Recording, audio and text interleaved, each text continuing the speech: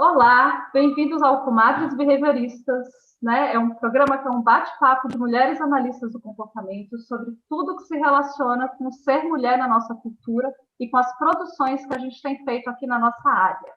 Então, nesse programa, nós vamos conversar sobre a cultura do estupro e como comportamentos violentos contra as mulheres são relacionados a um contexto cultural mais amplo, não apenas a variáveis individuais e biologicamente determinadas. Vamos tentar entender um pouco sobre como a cultura patriarcal se relaciona com o estabelecimento desses padrões. Mas vamos conhecer, né, as comadres de hoje que estão aqui. Né? Eu sou Simone Calatrone, sou psicóloga clínica, atendo exclusivamente mulheres, tanto no meu consultório quanto numa instituição pública de saúde, né, uma maternidade. Né, sou analista do comportamento, querendo entender cada vez mais sobre essas questões, né, de gênero, que está aí no nosso contexto. Eu sou a Luana Flor, sou psicóloga clínica também, né, supervisora psicóloga clínica, eu sou mestre em análise do comportamento lá pela USP e também sou especialista em psicologia e maternidade. Apesar de eu não atender exclusivamente mulheres no consultório, esse é o meu principal foco de atendimento. Eu sou Elaine Passos, sou psicóloga especialista em psicologia hospitalar, em terapia analítico comportamental. Atuo na área de cuidados materno-infantis na clínica, sou trabalhadora do SUS e trabalho também no setor privado. E hoje a gente está aqui com duas convidadas, né, muito especiais, a Laís Nicolodi e a Júlia Freitas. Queria que vocês se apresentassem um pouquinho para a gente. Laís, faça as honras. Boa noite, gente. Primeiro de tudo, queria agradecer bastante o convite das comadres e revistas. Foi muito legal receber um convite importante como esse, que faz muito sentido com um tipo de trabalho que eu acredito bastante. E a importância desse tipo de tema hoje, não só para psicologia, mas para disputar mais esse tema dentro da nossa área, que é análise de comportamento. Eu sou a Laís, sou psicóloga também, analista do comportamento, formada tanto em graduação quanto no mestrado pela USP. Minha dissertação de mestrado, eu pesquisei um pouco sobre o fenômeno do patriarcado na perspectiva de uma socióloga brasileira e como operacionalizar, como a gente consegue entendê-lo à luz da perspectiva analítica comportamental. Hoje sou psicóloga clínica e atendo no consultório particular. Posso dizer que minha ênfase, embora seja nessas questões de feminismo, eu, como outras aqui, atendo tanto mulheres como homens. Acho que é isso. Bom, eu sou Júlia, eu sou psicóloga clínica, comecei trabalhando na clínica, depois que me formei, e aí, a partir disso, entrei em contato com algumas mulheres vítimas de violência sexual, e isso despertou o interesse para estudar isso no mestrado. Então, fui fazer meu mestrado na UFSCar, na Federal de São Carlos. Eu sou daqui em Salvador, Bahia, então eu estudei na UFSC aqui, na graduação. E o meu mestrado foi sobre culturalização da vítima de estupro. Me aprofundei em cultura do estupro de uma maneira geral.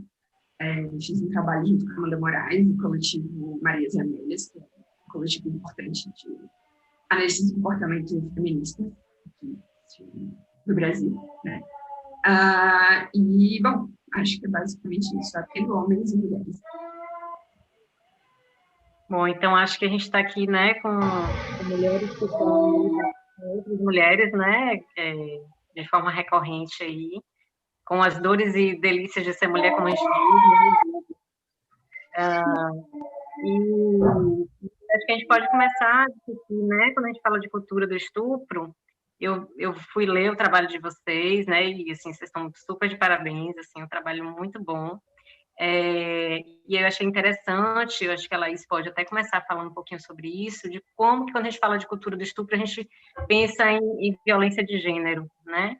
Mas aí ela traz essa questão de que a gente tem que ampliar, né, e lançar os olhos sobre o conceito do patriarcado, para entender, na verdade, o que está aí, né, num contexto mais a base, né? O que essa organização social aí que sustenta, né? Esses padrões de comportamento que perpetuam essa desigualdade, essa assimetria de poder, né? Entre o gênero masculino e feminino. Eu acho que talvez a gente começar falando sobre essa questão do patriarcado, a gente pode, né? Dar base aí para todas as violências que a gente entende.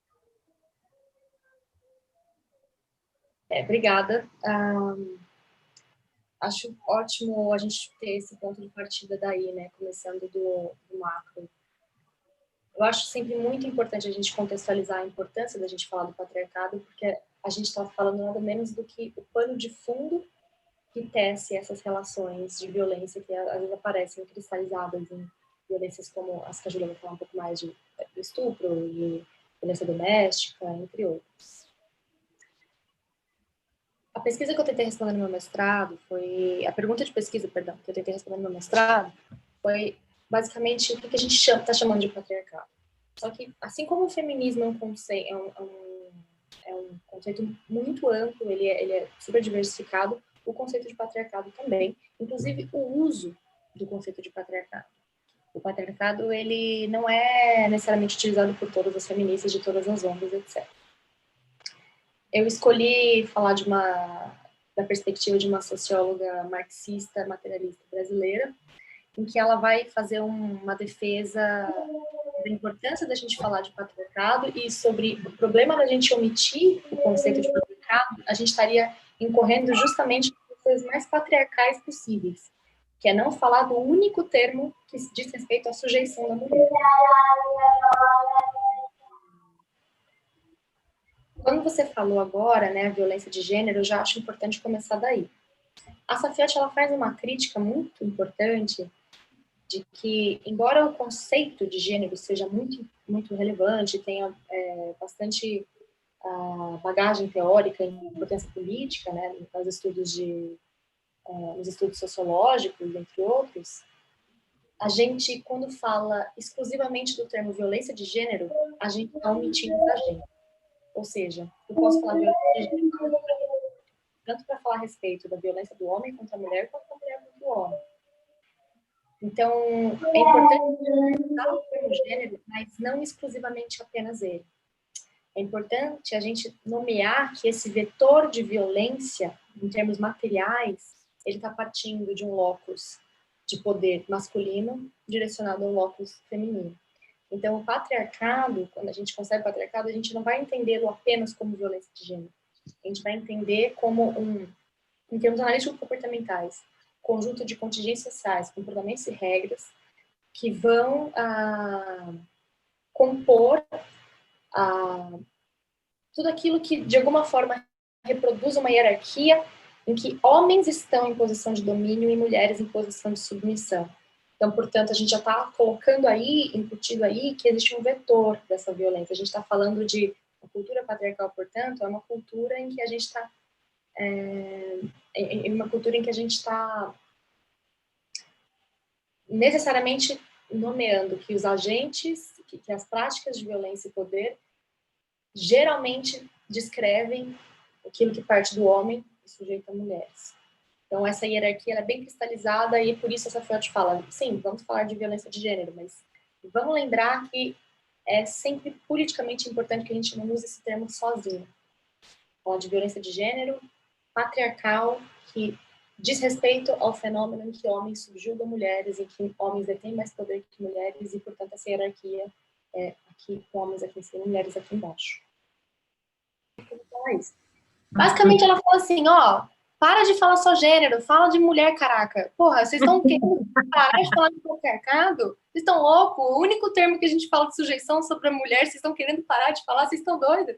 Então, é a minha crítica à ideia de não vamos falar só apenas violência de gênero. A gente tem que nomear os agentes de violência, o vetor de poder. E aí, por isso que toda a minha dissertação eu foquei nessa fucking termo de poder. Que porra é essa? Enfim, é isso, gente. É essa ideia geral. Luana, não põe isso, pelo amor de Deus. Eu super acho que deveria botar melhor. Melhor explicação. Naquele final do making-off. Do making-off, assim, não bote. Vamos ver se ela autoriza depois. Essa aí que é a Mas eu acho que a explicação técnica dos homens que ficam perguntando, mas por que então que não tem uma lei João da Penha? A gente também apanha, a gente sofre. É por isso que precisa explicar. Não falar como se todo mundo fosse agredido do mesmo jeito, nas mesmas condições, no mesmo contexto. Né? É análogo a falar, né? Tão inócuo advogar pela lei João da Penha quanto advogar por pauta de racismo reverso, né? Sim. E isso que eu acho que é bem interessante, né? Quando a gente para entender e fazer a análise a partir disso.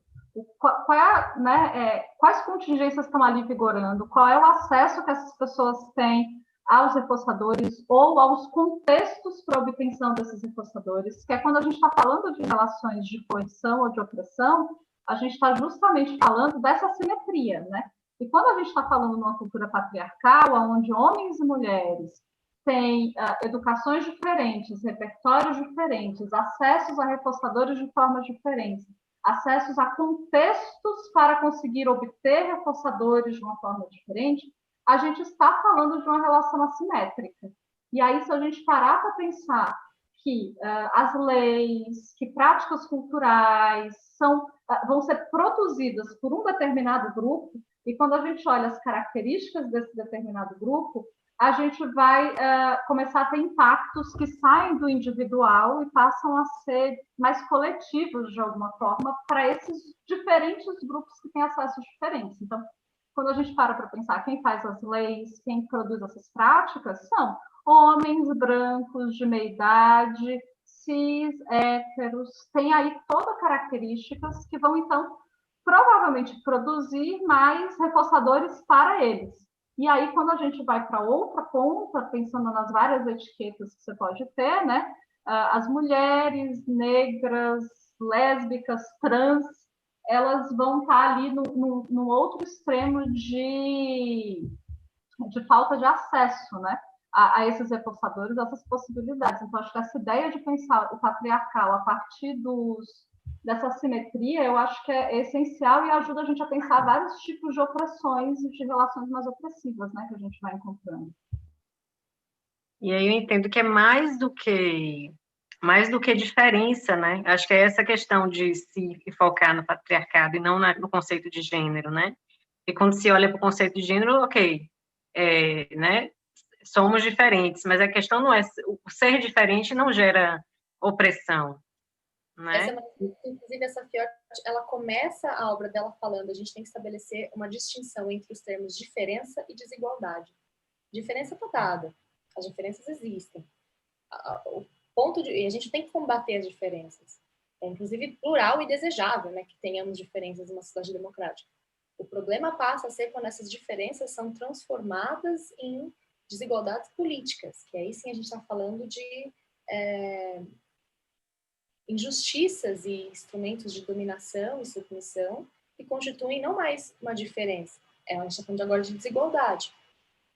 Então, é muito interessante e didático quando ela coloca na obra dela que existe diferença e isso é distinto de desigualdade. E a gente tem que combater a desigualdade, não combater a diferença. Não faz sentido combater a diferença. Uhum. Pelos dados, né, da violência, pelas estatísticas, não só que a gente sabe que são subnotificadas as estatísticas policiais, mas os dados de saúde, eles mostram que quando a gente vai verificar a violência sexual, ela tem um padrão, ela não ocorre aleatoriamente entre todos os gêneros, né? A maioria das vítimas sempre são mulheres, em diversificadas faixas etárias, e a maioria dos agressores sempre são homens. É uma margem muito pequena de variação. Então, a gente percebe que a violência sexual termina se configurando na prática como uma violência de gênero. E aí você traz isso para a discussão, porque a gente não pode descolar, né? Essa violência sexual de que se fala, ela é praticada preferencialmente contra as mulheres. Exatamente. Quando, né, tem essa discussão assim, mas homem também pode sofrer estupro, né? Vem aquela coisa assim, mas menino também pode sofrer estupro, né?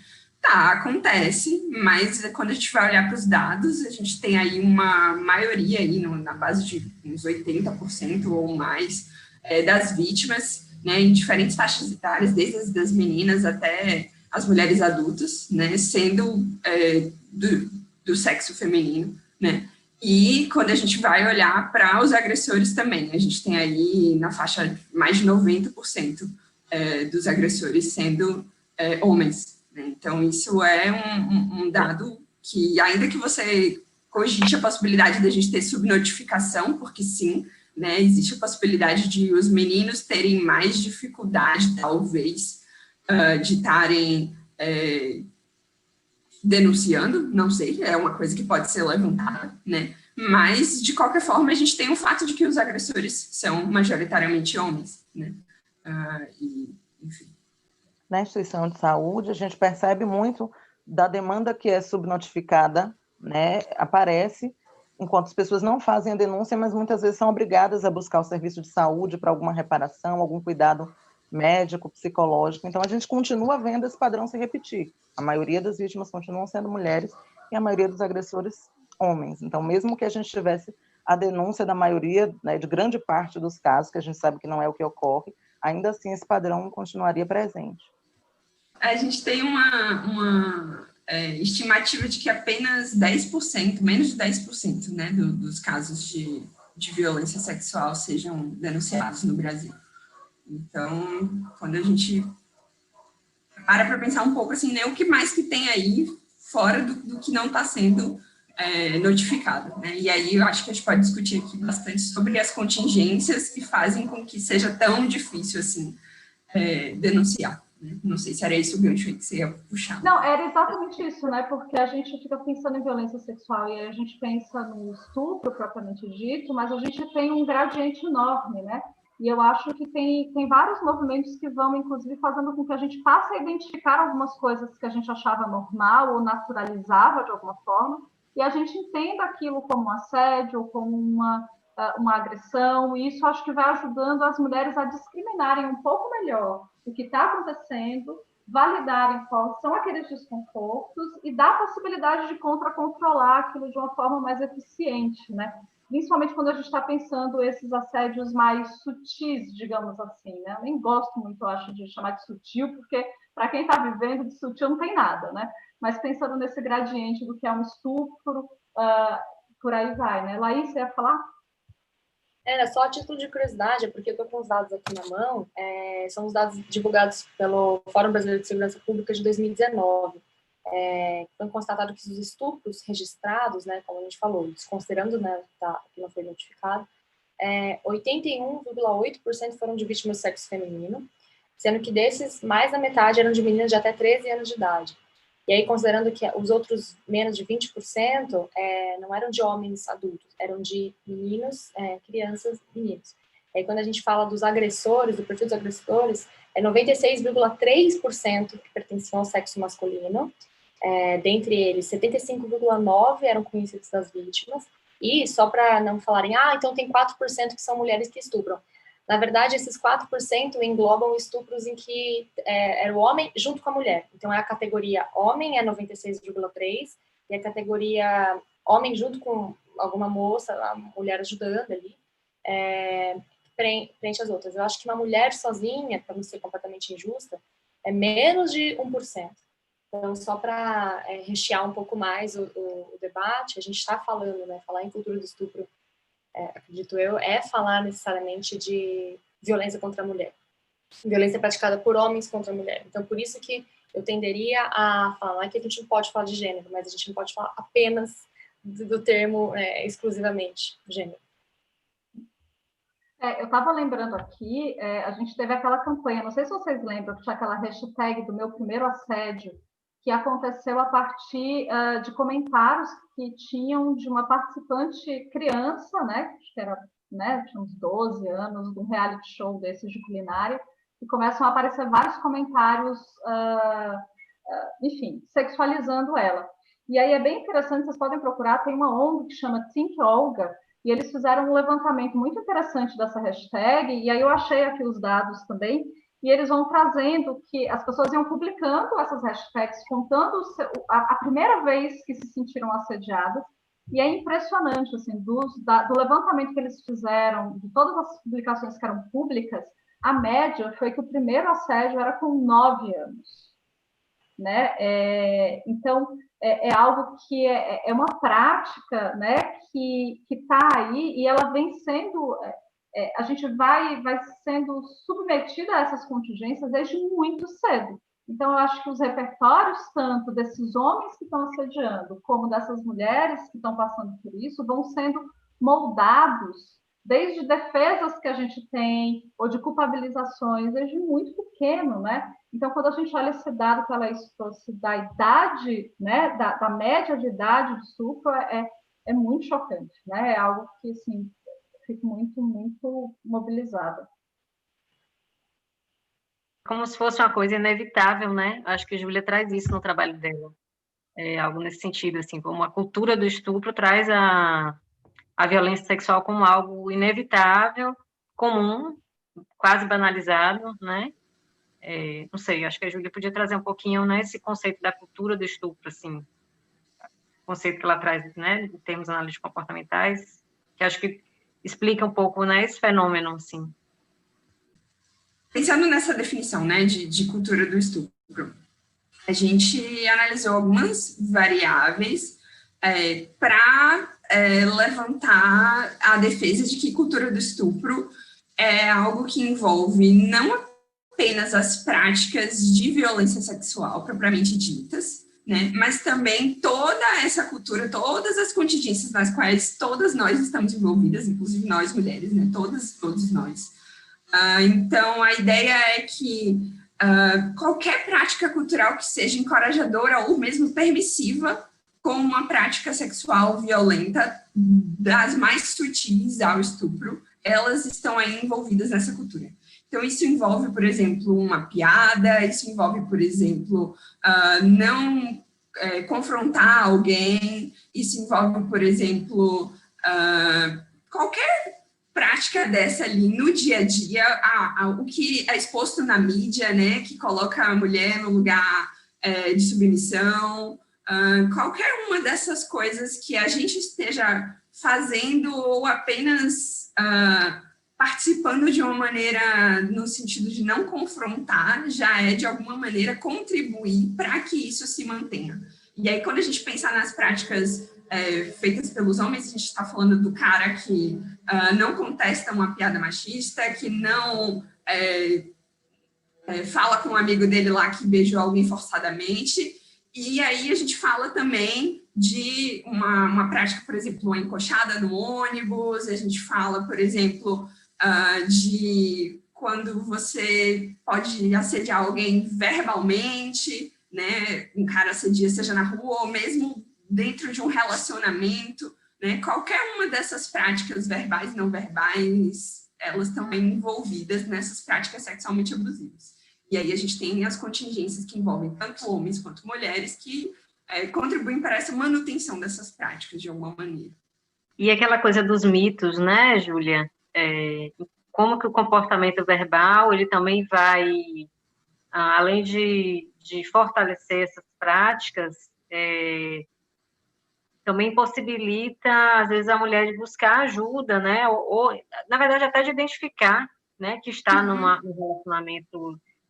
relacionamento ali abusivo, né? Ou que está sendo vítima de uma violência sexual, né? Uhum. Os estudos que tratam da questão da nomeação, né, tanto do estupro versus a expressão, por exemplo, relação sexual forçada ou sexo indesejado, né, são estudos muito interessantes, porque quando a gente pergunta para uma mulher se ela já foi estuprada, se ela já foi violentada sexualmente, a gente tem uma porcentagem aí já significativa. Mas se você pergunta de uma outra maneira, né, principalmente para uma mulher que está num relacionamento e que sofreu uma prática sexualmente violenta dentro desse relacionamento, você pergunta de uma outra forma, né? Se ela já teve uma relação sexual forçada, se ela já teve um contato sexual indesejado, onde ela não consentiu com aquilo. Aí a gente vai para uma porcentagem muito maior, né? Então, é bem interessante estar olhando para esses dados, e aí voltando para o que a Luana tinha falado mais cedo, né? Da gente estar discutindo isso, para que isso vá aos poucos sendo entendido, sim, como algo que está relacionado ao estupro, quando não é estupro diretamente, né? ou seja, o sexo forçado sim é estupro, isso precisa ser ensinado, isso precisa ser aprendido. E outras práticas ali, que a gente está chamando aqui mais sutis, como sendo relacionadas, né? Como sendo práticas que de alguma maneira estão aí possibilitando para que isso sendo naturalizado, isso de alguma maneira acabe podendo levar, sim, a algo que é mais já entendido como mais violento, né, na sociedade hoje. Mas pensando nisso daí, eu fico assim, pensando nas demandas que aparecem algumas vezes no consultório, sabe? Onde aquelas mulheres chegam, elas não estão bem, elas estão sofrendo o efeito de ter vivido uma situação aversiva e uma situação que é desconfortável, mas muitas vezes elas demoram para conseguir descrever o que foi que aconteceu. O efeito está ali, né? Elas já estão ansiosas, você já percebe ali as consequências daquela contingência aversiva que elas estavam, mas elas não discriminam que o que aconteceu ali foi sim um assédio, foi uma violência, ou algumas vezes até mesmo identificar um estupro. Porque dependendo de que contexto isso vem, se é um estupro marital, por exemplo, né, em que o marido faz na mulher, a gente tem todas essas regras já colocadas ali de que é o papel dela, é que tem que ser, não tem uma questão de escolha ali dentro, tá se relacionando, está se relacionando, ou quando é com namorados, né, está dentro de um relacionamento, mas isso não quer dizer que elas não sofram, elas já não apresentem ali vários tipos de consequências já aversivas ali, de alguns traumas, alguns pareamentos e algumas coisas, mas elas não conseguem nem descrever.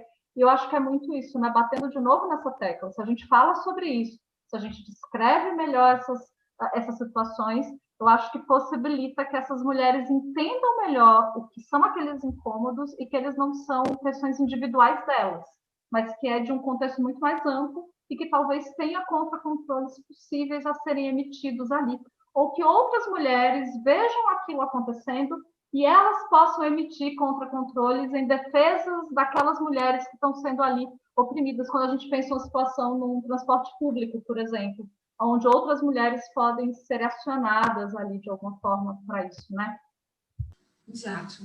Acho que isso aí que você foi puxando tem muito a ver com os mitos, né, que a Simone tinha levantado aqui para a gente. Então, a ideia de que é o papel da mulher, né, de satisfazer o homem, né, de que se não satisfizer, vai procurar na rua, né, ideias de que os homens têm instintos sexuais incontroláveis, de que o homem precisa de sexo, senão ele não aguenta, né, todas essas coisas vão sendo ensinadas para a gente, né, eu olho um pouco para a minha adolescência e, assim, mesmo tendo crescido num ambiente que é relativamente desconstruído, ainda assim havia uma série de ideias que hoje eu olho para trás e digo, meu Deus, como é que me ensinaram isso, né? De uma maneira, às vezes, até informal ali, entre pares, etc. A gente vai reproduzindo o que a gente vê na mídia e tal. Então, isso influencia bastante, né? Tanto o comportamento dos homens quanto das mulheres, né? Eu fiquei pensando bastante numa coisa que vocês estavam falando aqui agora, veja se faz sentido para vocês. Estou pensando nisso aqui agora. O quanto, muitas vezes, né, essa coisa da gente, que a Luana falou, às vezes a mulher acabou de acontecer, ela não está entendendo direito o que aconteceu, demora um pouco até a ficha cair, é porque é aversivo demais também entrar em contato com a contingência pura e crua, né, que eu acho que, inclusive, isso é um sintoma patriarcal, já vou explicar por quê, de que, nossa, aquele homem, se ele pudesse, ele me estuprava. Mesmo se ele for meu tio, meu avô, meu primo. Eu acho que a gente está falando de... E aí, por que eu falei que é uma contingência patriarcal? Porque eu li há um tempo atrás que não é que a sociedade não gosta de estupradores, a sociedade não gosta da palavra estuprador. Então, tudo isso que a Ju falou agora, né, sobre sexo indesejado, né, esses pequenos eufemismos para não falar a palavra estupro. É porque, no fundo, a palavra estupro é muito aversiva porque ela está denunciando justamente aquilo que esses homens são. Enquanto a gente está trabalhando, na verdade, gastando muita energia para conseguir descrever essas contingências para as mulheres, tem um movimento muito mais forte, patriarcal, que é a normatização do estupro. né? A gente normatiza até, sei lá, gente, década de 90, a gente estava lá crescendo, assistindo estupro ao vivo, né? Basicamente em reality shows, assim, no horário nobre, assim, com mulheres ali, de fato, até sendo chamadas de adornos, de enfeites, e que estavam ali para cumprir aquela função. Eu fiquei pensando no quão aversivo também não é, e quanto isso para mim é um sintoma patriarcal, do quão aversivo não seja a palavra estuprador. Não é aversivo demais entrar em contato com a notícia real, que é, ó, sim, esse homem te estuprou. Não foi estupro. Não, isso não aconteceu. E é uma defesa, né? Em que faz todo sentido, é uma forma da gente se adaptar, da gente se proteger, mas que no fundo é para não escancarar o quão aversivo é a ideia de, sim, os homens foram socializados para normatizarem o estupro, as mulheres foram socializadas para se protegerem com todo afinco disso, e mesmo assim, se elas não conseguem se proteger, elas são culpadas. Elas exigem... Vira aquela ofensa, né, Laís? Só você continua, mas vira aquela ofensa de que aqueles homens, quando tem aquela frase, né, que a gente pensa, que todo homem é um potencial estuprador dentro da nossa cultura. E muitos homens se ofendem com isso, né? Mas isso é se descolar justamente do que é a base da construção, do que é ser homem e do que é ser mulher aqui dentro, né? E eu acho até também, tanto quanto... É sintomático, né, que haja essa ofensa. Não, eu não sou estuprador. Primeiro que você leva isso para o lado individual, né, que já é um problema, que a pessoa se descola de uma análise cultural e não é eu que sou estuprador. Meu filho, ninguém disse que o João Benedito da Silva é um estuprador. Né? A gente está falando do estupro em potencial da mesma forma que faz todo sentido também pensar que todo branco é um racista em potencial. É uma pessoa potencialmente ali que pode reproduzir uma violência racista. Só que, primeiro que eu acho que é um sintoma do quanto os homens fazem toda uma dança para se proteger disso, né? Tem até um meme, tipo, nem todo homem, que você fala qualquer coisa ali, brota um homem assim, né? Nem todo homem. Por que é tão difícil se haver com essa violência? Porque ainda é muito aversivo falar sobre a cultura do estupro e falar sobre os estupros que acontecem no dia a dia. E quando a gente olha estatisticamente, né, essas estatísticas que a gente levantou foram percentuais em cima do que já aconteceu.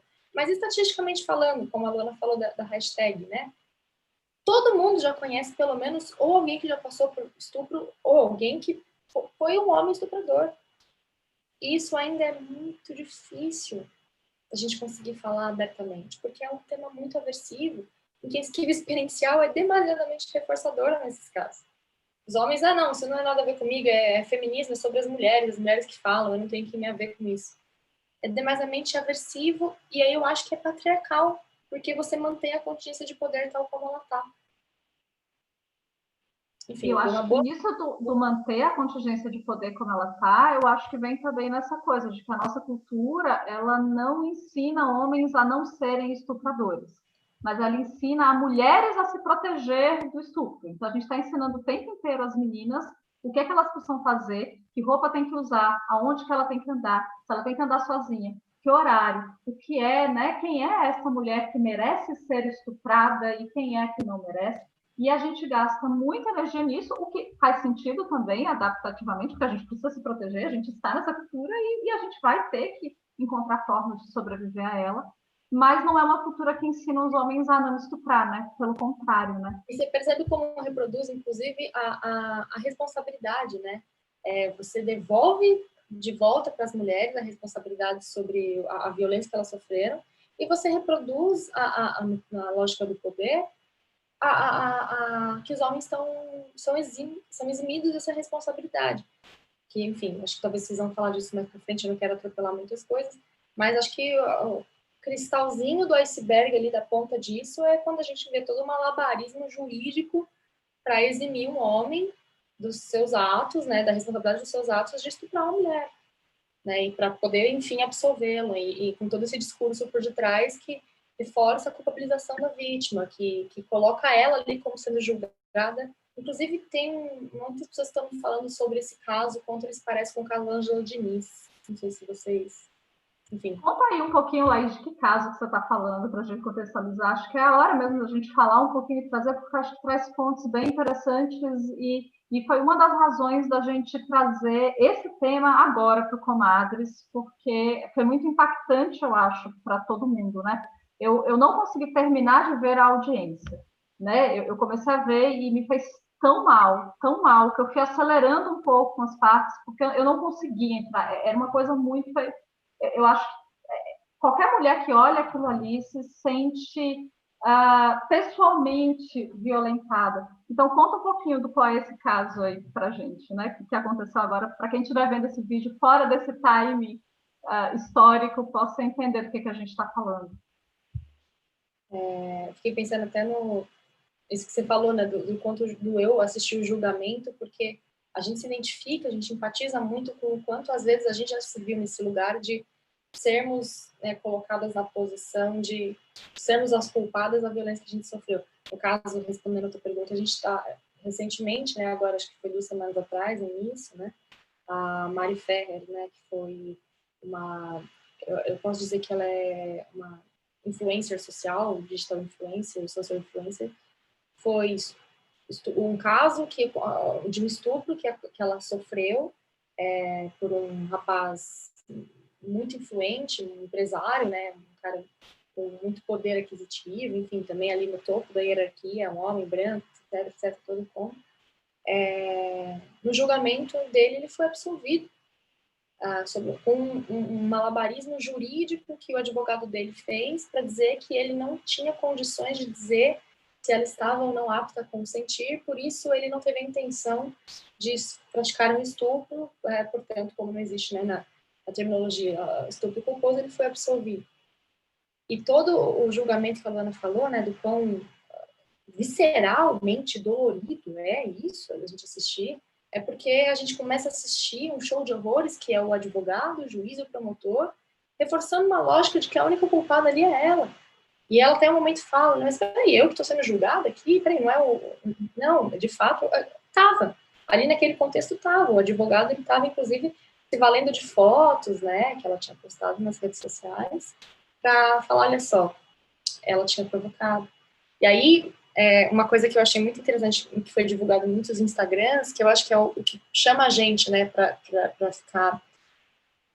entender como isso dói na gente também. Puxa vida, que foto minha que já pode ter sido usado contra mim mesma, que eu simplesmente estava ali, sei lá, na praia com os amigos de biquíni, etc. Que cruel isso ser usado contra mim mesma para reforçar a lógica de que eu merecia, portanto, ser vítima de ter sido sofrido essa violência.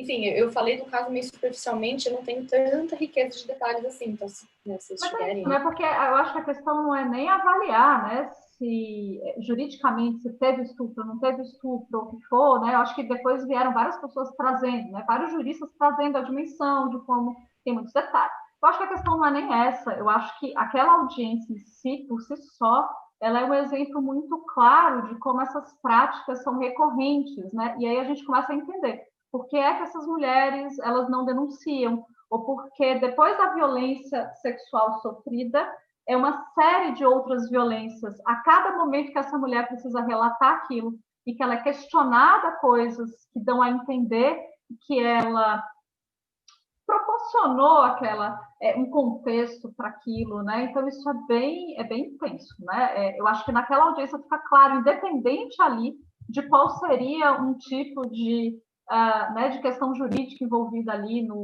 na sentença ou não sentença, né? E aquela audiência era isso, ela estava sendo julgada ali, né, o tempo inteiro, né? Eu acho que é o exemplo, né? Assim, a audiência é um recorte, é isso, é um exemplo do que acontece todos os dias na nossa sociedade, né? Que se a gente pensa que as pessoas que estão ali, né, os profissionais do jurídico, os profissionais da área de saúde, e aí eu e a Elaine, a gente trabalha numa instituição em que atende mulheres vítimas de violência sexual e que vão buscar o aborto legal. E a gente lida com isso, né, Elaine, recorrentemente, de quanto que, desde a delegacia, a profissionais de saúde, instantaneamente, eu vou dizer assim, porque as pessoas nem pensam e vão reproduzindo esses padrões, a mulher é colocada no lugar mesmo de culpada, né, e de que ela fez alguma coisa que fugiu do padrão, né, esperado para uma mulher que vai ficar isenta, né, vai ter a possibilidade maior de não ser estuprada. Então, se ela fugir um pouco desse padrão que é o esperado dessa mulher, ela é apontada como responsável por aquilo que aconteceu com ela, né?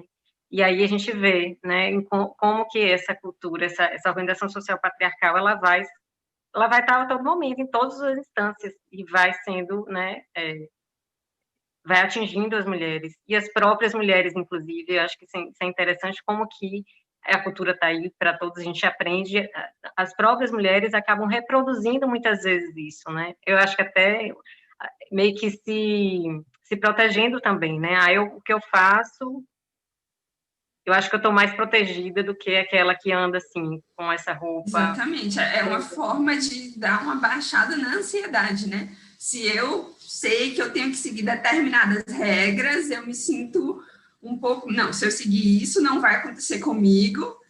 Aconteceu com ela porque ela não seguiu, né? Se eu consigo achar um motivo para ter acontecido com ela e eu consigo não fazer essa coisa que ela supostamente fez e que foi a causa supostamente, né? Então, tô mais tranquila, né? É só eu não frequentar aquele lugar, é só eu não me relacionar com esse tipo de homem, é só eu não vestir essa roupa, é só eu não fazer uma série de coisas que os homens fazem o tempo inteiro e que, aparentemente, eu não posso fazer, né? Então, é bem complicado isso, e ao mesmo tempo é algo que funciona ali para reduzir a ansiedade, para poder, de alguma maneira, as próprias mães, né, que ensinam isso de alguma maneira para as filhas, é uma preocupação, é uma forma de tentar proteger, mas que no fim das contas a gente está contribuindo para a manutenção disso, né? Enfim, eu vou rapidinho, 2 minutos, rapidinho, tá? Desculpa. Ok, tudo bem. Eu fiquei pensando um pouco assim na implicação que tem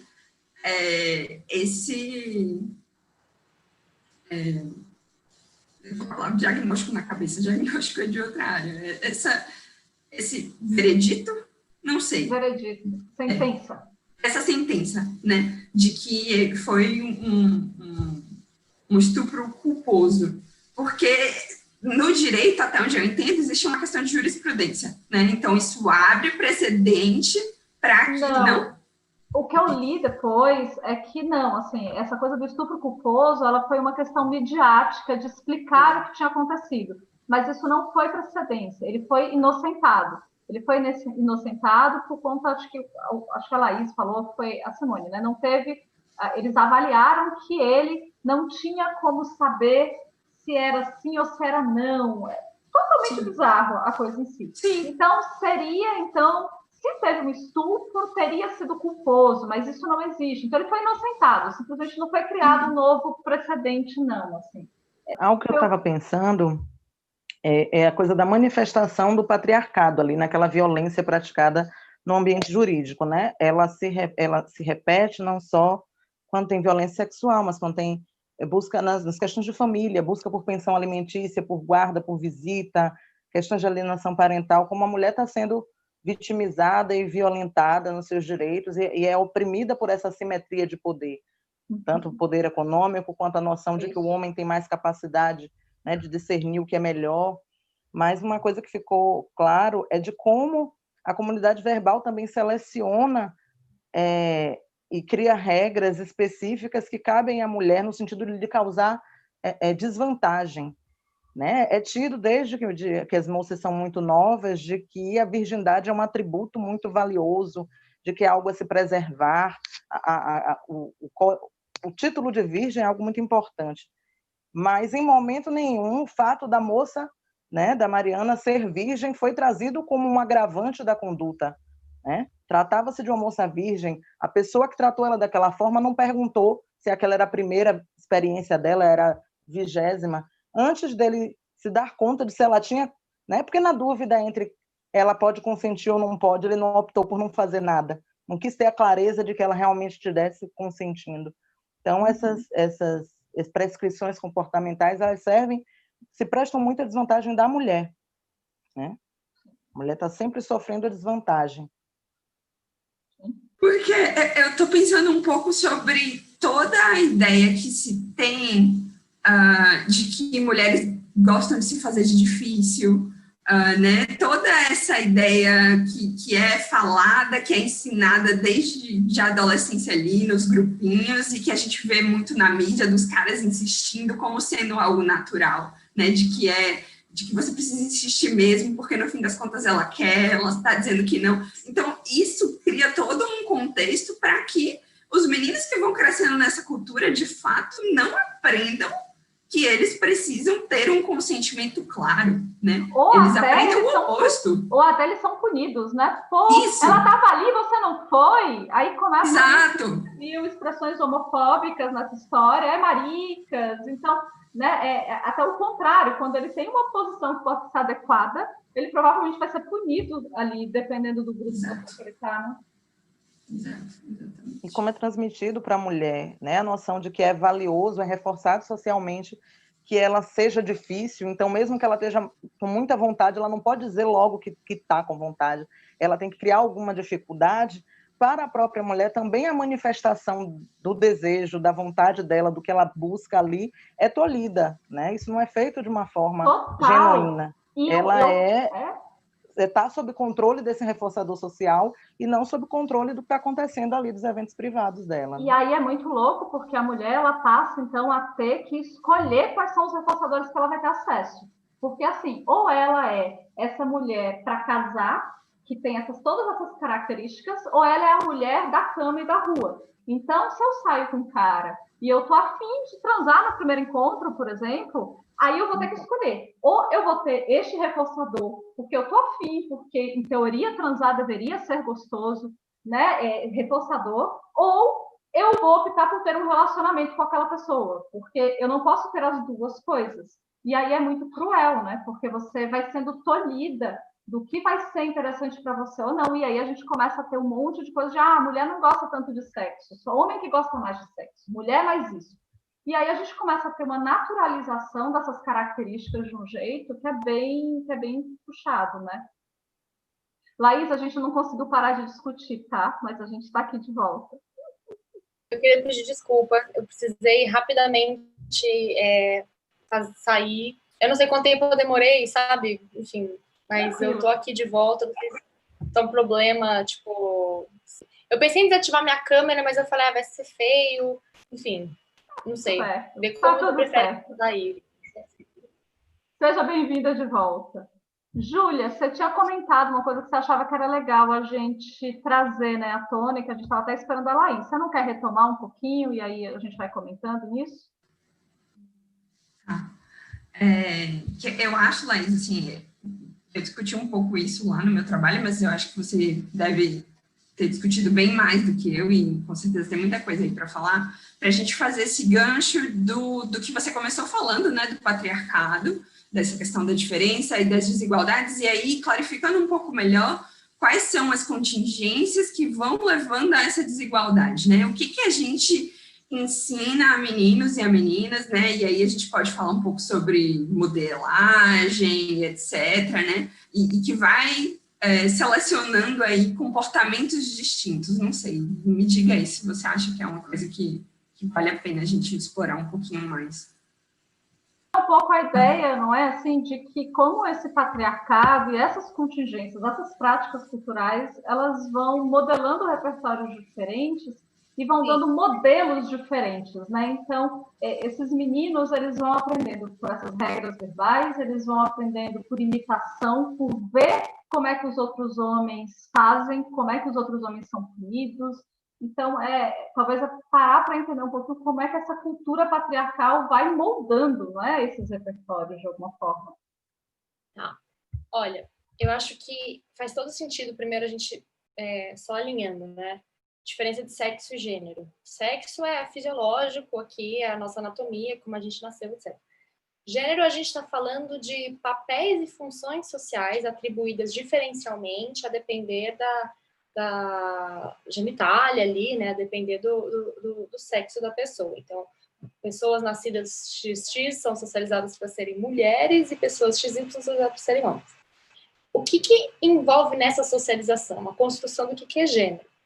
E o que é gênero? Nada menos do que a aquisição de repertórios, como a Ju falou, né, de repertórios, através de transformação de função de estímulo, paramentos, etc., modelos e tudo mais, de papéis sociais que são, por si só, patriarcais. E esse é o grande chance da questão. Gênero é patriarcal. A ideia de que eu, por nascer de um determinado sexo, preciso ficar sob controle de determinadas regras e contingências sociais para performar algo, eu estou, na verdade, atendendo a uma organização social que hierarquiza, que pessoas nascidas com XY são socialmente moldadas e socialmente direcionadas a serem insaciáveis sexualmente, seres que precisam dominar, seres que não podem chorar, que precisam ter virilidade, enfim, todo um combo de coisas. E enquanto, do outro lado, né, lembrando que, assim, não estou sendo binária, mas é que, assim, tal como materialmente a sociedade se organiza no patriarcado. Enquanto que pessoas nascidas XX são socializadas para cuidado, para serem dóceis, belas, frágeis e tudo mais. Todos esses elementos, eles compõem um quadro maior em que a gente está fortalecendo uma dinâmica de dominação, até na nossa linguagem corporal. A Gayle Dines é uma professora que ela fala muito isso, até nas fotos, né, nos elementos visuais de fotos. O que é uma foto sexy de um homem? É um homem ali com os ombros largos, demonstrando poder, né, olhando de frente, encarando e tal. O que é a posição sexy e o socialmente esperado de uma mulher? Normalmente uma ponte que ela faz que eu acho muito interessante. Ela fala do quanto as mulheres, elas normalmente são fotos assim, que as mulheres estão olhando para baixo e mostrando essa zona do pescoço, que é uma coisa estudada na biologia, que é quando a presa já aceitou que vai ser predada pelo predador. Então, é uma coisa muito da vulnerabilidade, da delicadeza, do ser dócil, uma coisa mais pareada com o ser feminino. Então, todas essas regrinhas, essas contingências sociais que constituem o gênero, por si só, são patriarcais. Por isso que o patriarcado ele é um pano de fundo para tudo isso que a gente está falando, para as violências, para as práticas de hierarquia, de escolher mais mulher mais homem para cargo político, né? E para as práticas de gênero. Os dispositivos de gênero estão organizados tal qual nesses moldes patriarcais. O exemplo, falando em termos analítico-comportamentais, na minha dissertação eu me pautei muito no artigo que a Ju e a Amanda escreveram, de equivalência de estímulo, né, o quanto a transferência da função do que é a rosa. A rosa, ela é uma flor bela e delicada. Mulheres são como rosas. Logo, mulheres são seres belos e delicados que demandam cuidado, né? O quanto isso está, tanto como eu falei, em exemplos de linguagem corporal, esses exemplos mais sutis, né? Quanto no grosso mesmo, quando é verbalizado. No caso da Mari Ferrer, a culpa foi sua, você que ficou ali se exibindo, se mostrando. Nunca que uma nude, um homem mostrando os braços ou o peitoral seria culpabilizado por isso, né? Isso seria usado contra ele. E aí eu fiquei, né, falando, hoje eu li uma revista, não li a revista, né, fui folheando e li uma reportagem falando de que foi encontrado, acho que no Peru, se eu não me engano, um fóssil de uma mulher, provavelmente de uma mulher jovem, com instrumentos de caça. E aí a reportagem falava disso, quanto que a ciência, ela reproduz essa cultura patriarcal e vai encontrando e formulando teorias que também reforçam essa cultura, né? E aí, como que hoje esses arqueólogos acharam isso e puderam ver outras coisas e estão investigando que talvez mulheres também caçavam, o que contradiz o que sempre se falou que os homens iam para a caça e a mulher ficava na agricultura, nos alimentos e, né, com a família. E aí eu fiquei pensando na análise do comportamento, né, que a gente, quando se fala de feminismo e como que a análise do comportamento, como que as feministas, inclusive, não se aproximavam da análise do comportamento, que para a gente estranha, porque tem muito a ver quando você pensa nesses fenômenos enquanto que não são, né, anti-essencialistas, né, e que sim como uma construção social e que tem tudo a ver com o que a gente que a análise do comportamento fala, E aí eu acho que é importante, acho que é esse também o objetivo do Comadres, né, pensar nesse sentido. O que é a análise do comportamento?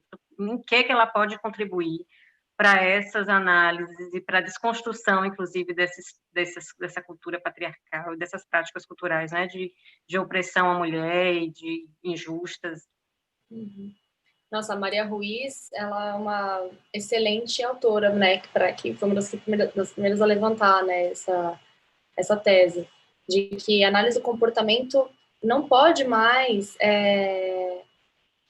fazer análises culturais que não se valham de um controle de estímulo patriarcal, porque é um controle de estímulo poderosíssimo, importante pra caramba, muito presente socialmente, só que quando ela se limita a fazer uma análise social que não considera essas variáveis de gênero, tanto como raça ou classe, ela está apresentando uma leitura, uma análise incompleta.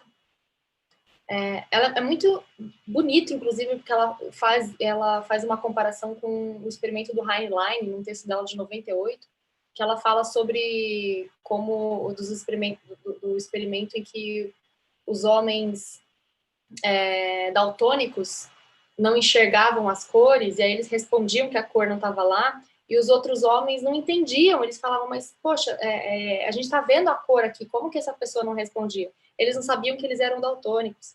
Então, ele vai falar dessa coisa do enxergar a cor, que a gente só consegue enxergar que está ali, uma vez que a gente descreve a existência dessas contingências. Por isso que nomear que essas contingências patriarcais existem e vigoram é a gente dar um contorno para a gente poder delimitar a nossa análise.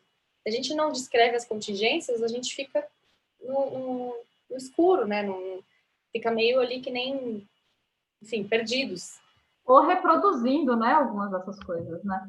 Se a gente se ignora, a gente só reproduz o status quo, né? Acho que é bem isso, né? A gente estava falando na questão da clínica, né, que é importante aprender a descrever para identificar, e aí isso é um passo para mudança, né, para mudança ali individual das nossas clientes, de repente poder sair de um relacionamento, mas pensando aí a nível maior, né, o que a gente pode fazer, o que a gente, enquanto analistas do comportamento feministas, podemos fazer para estar ajudando de uma maneira geral para mudar, né, o que a gente tem. Se a gente entende isso como algo construído socialmente, que a partir de um determinado contexto, então a gente vai ali fazendo trabalho de formiguinha, mudando o contexto, e aos poucos as coisas vão mudando. Então, Laís e Júlia, o que vocês sugerem, assim, em termos de literatura, do que tem sido produzido, né, sobre essas possibilidades de intervenção da análise do comportamento para modificar essas práticas culturais no sentido de práticas mais equitativas nas relações entre os gêneros? O que é que vocês sugerem? Assim? O que é que tem sido produzido? O que é que vocês têm lido? Eu acho que a principal referência ela citou aqui, né, que é a Maria Ruiz. Acho que tem muita coisa boa, né, que ela fez. Os textos estão em inglês, então essa é uma limitação, mas, inclusive, se alguém entende de inglês, se interessa por tradução, é sempre muito bem-vindo tá fazendo esse tipo de trabalho para que a gente tenha mais acesso, né, essa literatura. Tem a primeira edição do livro Debates sobre Feminismo e Análise do Comportamento, que é um livro bem legal, traz aí várias questões envolvendo isso, e que vai, não sei se posso dizer que vai ser a segunda edição, posso, gente? Corta isso se eu não puder. Eu acho que pode, inclusive teve um chamado aí, né, para... o chamado foi público, então pode. Foi público. Está aí em processo de produção uma segunda edição, né? Então, inclusive, fica a dica, aproveito e já faço a propaganda, que a gente vai ter um episódio que talvez já seja o próximo, não tenho certeza aqui na ordem das publicações, mas a Renata e a Tasta vão estar aqui com a gente, falando um pouco da produção, do impacto do Debates e de como é que está sendo, quando elas começaram a pensar nesse primeiro livro e agora que elas estão pensando a segunda edição, para a gente discutir um pouquinho como é que a nossa área está nisso. Assim. Então, já fica a dica aí, fiquem de olho que vai rolar esse programa aí também, esse Comadres com elas. Eu acho que a Ju falou muito bem, né? Para análise do comportamento, a leitura dos debates que a Tasta e a Ria organizaram é indispensável. É uma coletânea que reúne, assim, diferentes autoras e autores, tem um nome, trazendo justamente essas interações entre feminismo e análise de comportamento. Eu acho que tem muito conteúdo também sendo produzido, né, em caráter de dissertação de mestrado e tudo mais. Eu acho que a Rê também está fazendo no doc dela algo nessa linha. Então, assim, a produção está acontecendo a todo vapor. Mas, gente, vou dizer para vocês, como no perspectiva de prática clínica, análise de comportamento está se saindo muito bem, tá construindo um terreno muito bonito, tudo mais, muito fértil. Só que a turma da psicanálise tá, ó.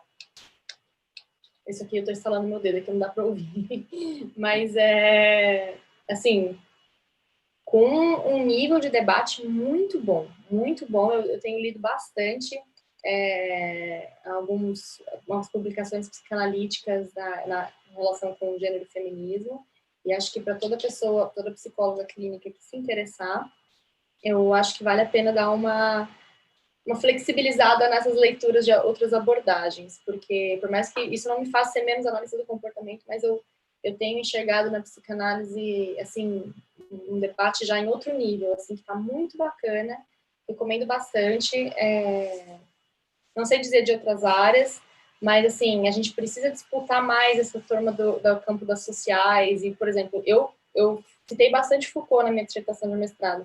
Eu ainda acho que eu citei muito pouco perto do tanto de gente que já está usando bastante a linha Foucaultiana, de Bourdieu, enfim, para consolidar mais esse debate de feminismo e a psicologia. Enfim, só queria fazer essa ressalva, mas não virei psicanalista, não estou virando a casaca, não me xinguem por isso, tá bom?